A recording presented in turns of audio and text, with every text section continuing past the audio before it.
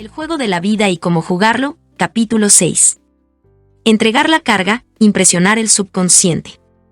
Cuando el hombre llega a conocer su propio poder y el proceso de su mente, su mayor deseo consiste en encontrar el medio más fácil y rápido que le permita impresionar su subconsciente, a través de la idea del bien, ya que un conocimiento intelectual de la verdad no da resultados. En cuanto a mí, encuentro que el medio más fácil es el de entregar la carga. Un metafísico explicaba en otros tiempos lo siguiente con referencia a este tema: lo que da peso dentro de la naturaleza, sea esto lo que fuere, es la ley de la gravitación. Si pudiéramos transportar una gran masa rocosa a una altura suficiente, más allá del planeta, habría dejado de tener peso. Eso era precisamente lo que Jesucristo entendía cuando decía: mi yugo es suave y mi carga ligera. Había sobrepasado la vibración del mundo y se movía en la cuarta dimensión, donde todo es perfección, realización, vida y alegría. Él dijo: venid a mí, vosotros que padecéis y que tenéis problemas, y yo os daré el reposo. Y añadió: tomad mi yugo, pues mi yugo es suave y mi carga ligera. Lo leemos de esta forma, en el Salmo 15, que recaiga tu peso sobre el Señor. Numerosos pasajes de la Biblia proclaman que la batalla es la batalla de Dios, y en modo alguno la del hombre, y que éste deberá mantenerse siempre tranquilo y esperar la liberación del Señor. Esto indica con toda claridad que es en el superconsciente, Cristo en nosotros, donde se libra la batalla para que el hombre se vea aliviado de sus cargas. Vemos pues, que éste viola la ley llevando su carga, pues esa carga no es más que un pensamiento, o un estado adverso, y ese pensamiento, ese estado, encuentra sus verdaderas raíces en el subconsciente. Parece casi imposible llegar a dirigir el subconsciente por la conciencia, es decir, por el razonamiento, pues la razón, el intelecto, se ve muy limitada por sus concepciones y está repleta de dudas y miedos. La actitud científica consiste en colocar la carga sobre el superconsciente, Cristo en nosotros, donde se convierte en la luz, o bien terminar por desvanecerse para regresar a su nada original. Una persona que tenía una urgente necesidad de dinero hizo esta afirmación: yo entrego esta carga a Cristo que está en mí, y de ese modo voy al encuentro de la riqueza.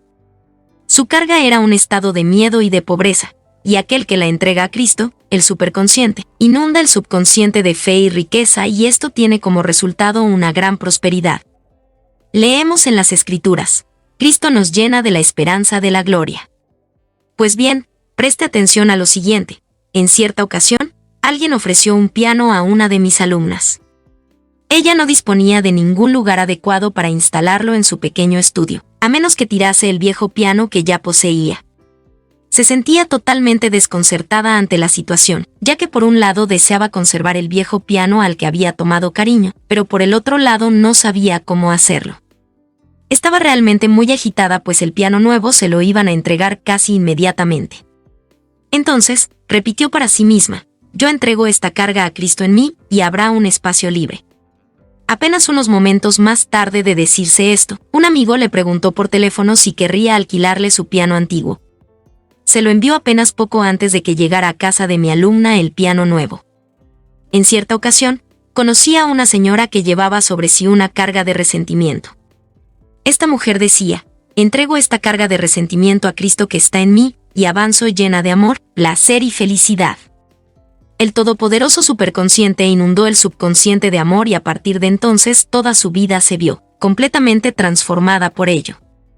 Durante años, este resentimiento la había mantenido en un estado de angustia que le tenía aprisionada el alma, el subconsciente.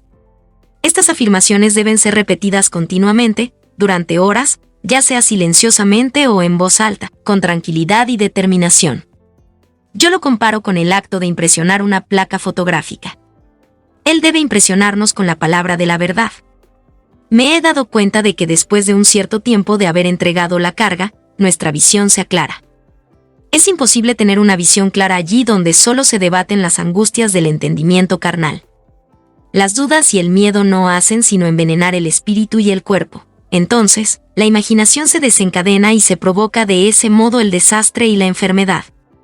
Gracias a la repetición constante de la afirmación: yo entrego esta carga a Cristo que está en mí, y avanzo libremente, la visión se transforma, y al mismo tiempo, aparece un sentimiento de alivio que, tarde o temprano, sirve para producir la manifestación del bien, que es la salud, la felicidad o la prosperidad. Una de mis alumnas me preguntó un día la explicación de por qué la oscuridad es más intensa en el preciso momento en que se hace la luz. En un capítulo precedente, ya he aludido al hecho de que, en el momento en que se produce una demostración importante, todo parece que va mal, y la conciencia queda como oscurecida por un estado de depresión. Esto significa que las dudas y los miedos ancestrales se despiertan desde el fondo del subconsciente, y entonces conviene exterminarlos.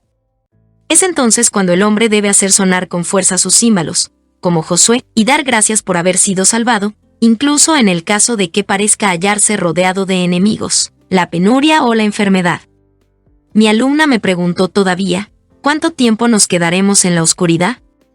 Yo le respondí, hasta que se pueda ver en la oscuridad, o bien hasta que entreguemos la carga que nos ha tocado sobrellevar.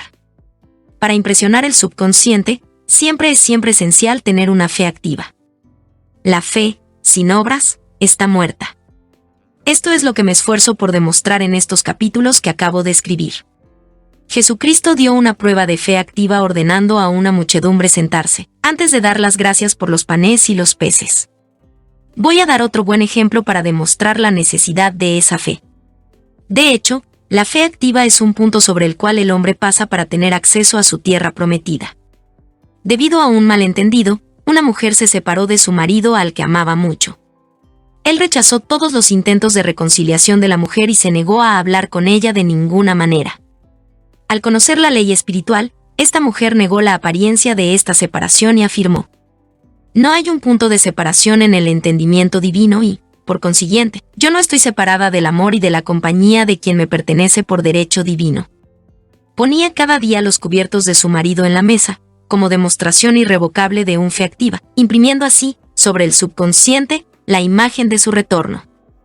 Transcurrió más de un año, y ella continuaba sin cambiar de actitud. Un buen día vio volver a su marido a su lado. El subconsciente está continuamente impresionado por la música, pues la música pertenece a la cuarta dimensión, libera el alma, hace posible milagros y nos facilita su realización. Una de mis amigas enciende cada día su aparato de música con este fin. Así, se pone en un estado de perfecta armonía y libera su imaginación. Otra persona a la que conozco bien se dedica a bailar al mismo tiempo que a hacer sus afirmaciones. El ritmo y la armonía de la música y del movimiento dan a sus palabras una fuerza extremada. También es conveniente que el estudiante se acuerde de no despreciar los pequeños acontecimientos cotidianos. Invariablemente, antes de una demostración, las señales de tierra se manifiestan. Antes de llegar a las Américas, Cristóbal Colón vio pájaros que llevaban una ramita en su pico, señal inequívoca de que la tierra se hallaba muy próxima.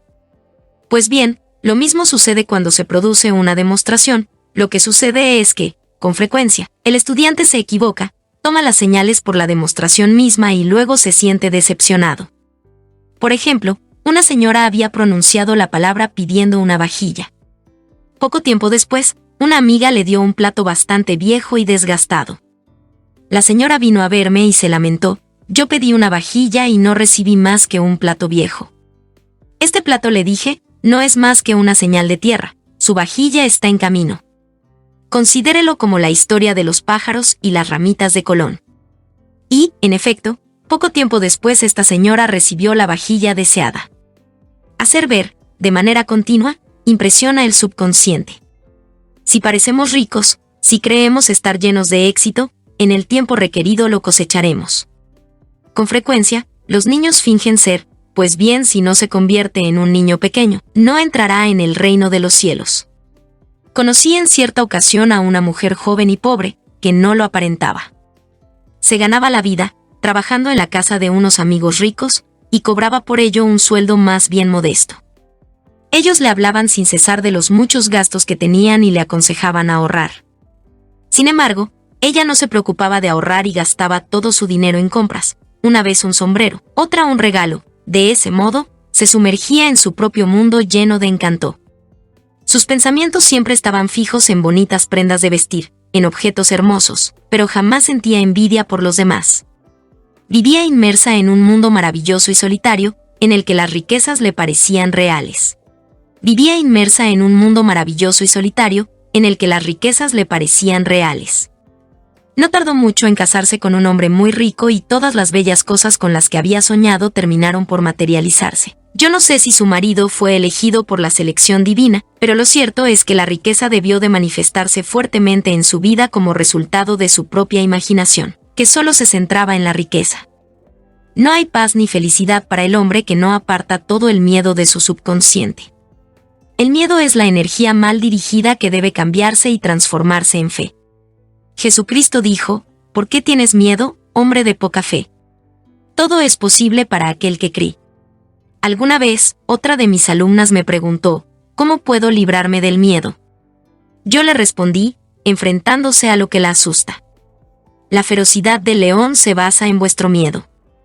Enfrentémonos al león y desaparecerá, intentemos escapar de él y nos seguirá.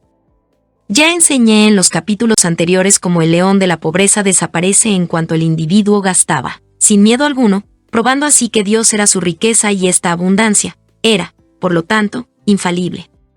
Numerosos alumnos míos se vieron liberados de las garras de la pobreza y están ahora en la opulencia, gracias a que habían perdido todo el miedo a gastar.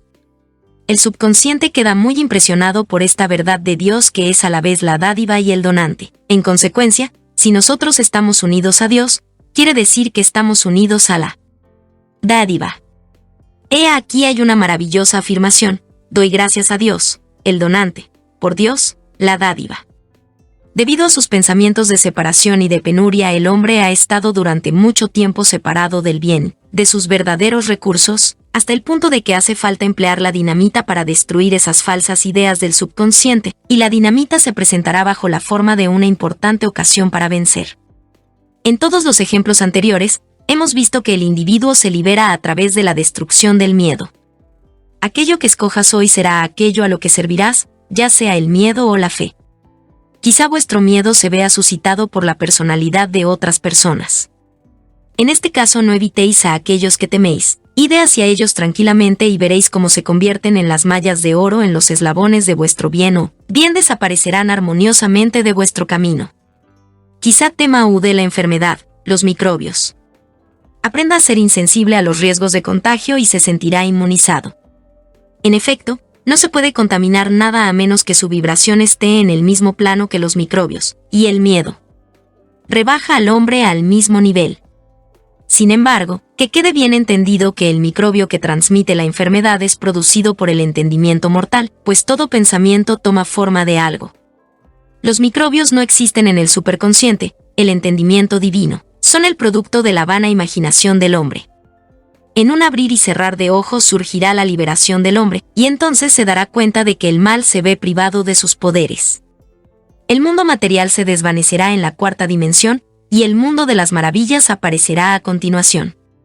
Y yo vi un nuevo cielo y una nueva tierra, y no habrá más muerte, ni tristeza, ni lágrimas, ni dolores, pues las cosas viejas pasarán.